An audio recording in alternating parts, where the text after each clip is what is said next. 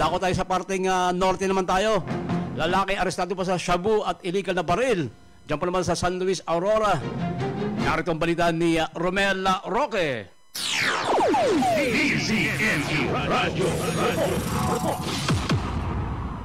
Eskante, arestado ang isang lalaki matapos mahulihan ng sinasabing shabu at illegal na baril sa barangay Malasin, lalawigan ng Maria Aurora.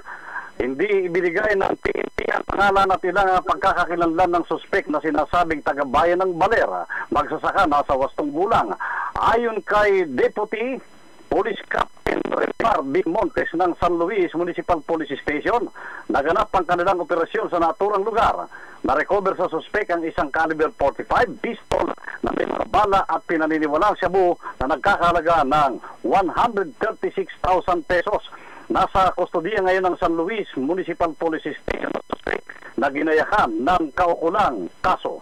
With Henry Mendoza, mula sa lalawigan ng Aurora, ako si Romel Roque, nag-uulat sa Target on Air ng DCME 1530, ang Radyo TV. DCME Radyo.